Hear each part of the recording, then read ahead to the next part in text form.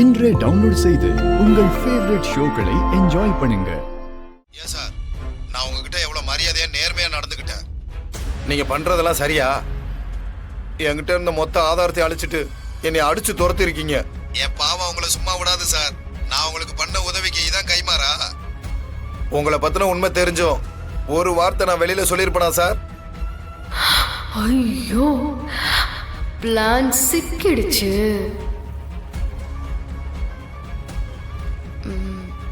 Hello, யாரு? நான் தான் ராமச்சந்திரனோட சின்ன மருமக. நீங்க இந்த பயப்படாதீங்க, எனக்கு எல்லாம் தெரியும். நான் உங்களுக்கு உதவி பண்ணலான்னு நினைக்கிறேன். என்ன உதவி? நான் சொல்ற இடத்துக்கு வந்து என்ன பாருங்க.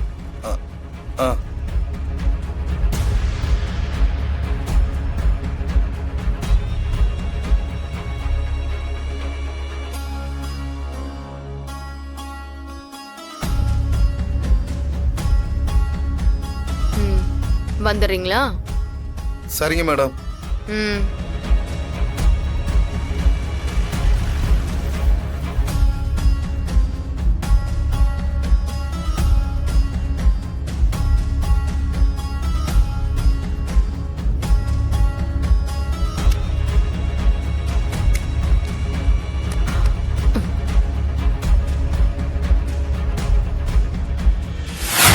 உனக்கு ஆக்சிடென்ட் ஆயிடுச்சுன்னு கேள்விப்பட்டதும் எனக்கு உயிரே போன மாதிரி இருந்துச்சுமா. ஐயோ, என்ன மாமா நீங்க? இல்லம்மா, நீ இந்த வீட்டோட குலதெய்வம்மா. நீ வந்ததுக்கு அப்புறம் தான் இந்த குடும்பத்துல சந்தோஷம் நிம்மதின்னு ஏதோ கொஞ்சமாவது இருக்கு. இந்த வீட்டுக்கு வர மொத்த பிரச்சனையையும் எனக்கு முன்னாடியே நீயே சரி செஞ்சிடற. அந்த இடத்துல நீ தான் இருக்க. நீதாம்மா எங்க எல்லாருக்குமே ஒரு தைரியம். உனக்கு ஒண்ணுன்னா என்னால தாங்கிக்க முடியலமா. நீ கொஞ்சம் கவனமா இருவீரா, பாத்துக்கம்மா. சரிங்க மாமா, இது ஏதோ எதிர்பார்க்காம நடந்துருச்சு. எனக்கு இந்த குடும்பத்தை பத்தி ஒரு பக்கம் கவலையா இருந்தாலும் மாறனை பத்தி தான் ரொம்பவே கவலையா இருக்குமா. அவன் அவங்க அம்மா அவன் அத்தைக்கு அப்புறம் முழுசா உன்னை மட்டும்தான் நம்பி இருக்கான். அவன் உனக்கு இப்படி ஆனத எப்படி தாங்கிக்க போறான்னு நினைச்சம்மா. அந்த நேரத்துல எனக்கும் அவனை நினைச்சுதான் மாமா ரொம்ப கஷ்டமா இருந்துச்சு. ஆனா வேற என்ன பண்றது மாமா?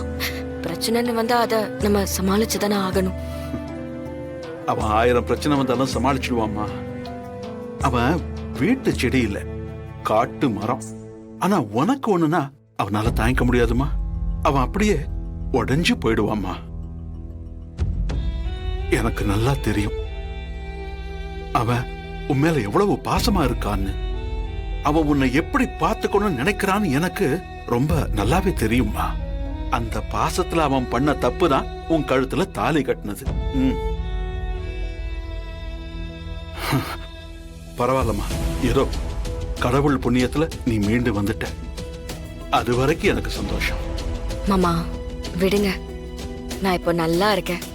நடந்து முடிஞ்சதெல்லாம் பத்தி பேசி இப்ப என்ன ஆக போகுது?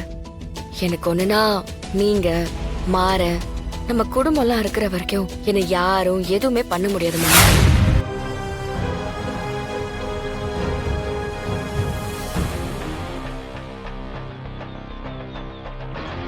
இது எப்படிங்க உங்களுக்கு கிடைச்சது? அந்த ஆக்சிடென்ட் பண்ணதே நான் தான்.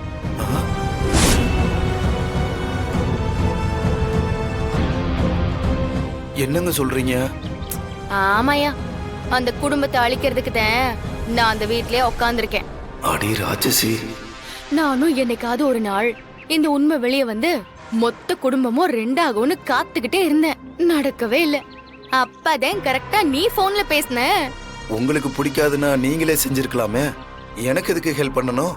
நானு அந்த வீட்ல வாழ்ந்துகிட்டு இருக்கேன். அந்த வீட்ல ஒருத்தன் என் கழுத்துல தாலி கட்டியிருக்கான். அதனால மொத்தமா கெட்ட பேர் சம்பாரிச்சுக்க கூடாதுல்ல. ஏற்கனவே என் மேல அந்த வீட்ல எல்லாரும் கட்டுப்புல இருக்காங்க. அத உன் மூலமா செய்யலான்னு பாக்குறேன். அடி பாதகத்தி. நாளைக்கு வீட்ல விசேஷம் வச்சிருக்காங்க. சொந்தம் பந்தம் அண்ணன் தம்பிகன்னு மொத்த பேரும் கூடி இருப்பானுங்க. வந்து கச்சேரிய சிறப்பா நடத்தி கொடுத்துட்டு போ. இவன் நமக்கு மேல பெரிய வில்லியா இருக்கா? ம். சரி இந்தா இத செலவுக்கு வச்சுக்கோ. ஆ? ஆ, ஒரே கல்லுல 2 மாங்காய். ஏங்க, ஒரு கையில லட்டு இன்னொரு கையில அல்வான்னு சம்பாதிக்கிறதுக்கு வழியும் உருவாக்கி பணமும் கொடுக்குறீங்களே. அதே இந்த விஜயோட ஸ்டைலு. வந்து வேலையை முடிச்சு கொடுத்துட்டு போ. ஆ, சரி. ஒரு வேலை அப்படியே தப்பிச்சு போலான்னு நினைச்சேன்னு வையேன். ஐயோ, நான் ஏன் போறேன்? என்னை அடிச்சு எப்படிலாம் டார்ச்சர் பண்ணாங்க தெரியுமா? அவங்களுக்கு இருக்கு நாளைக்கு. அது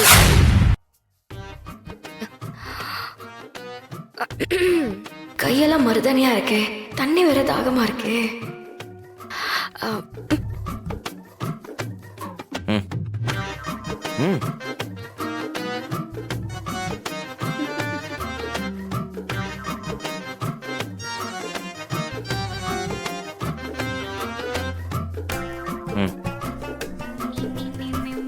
மாமா, அக்கா தண்ணி கேட்கவே இல்லையே.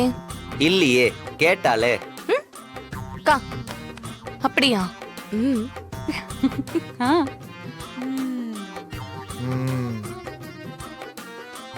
என் பொண்டாட்டி நினைச்சாலே எனக்கு கேக்கும். ஐயோ அப்பா.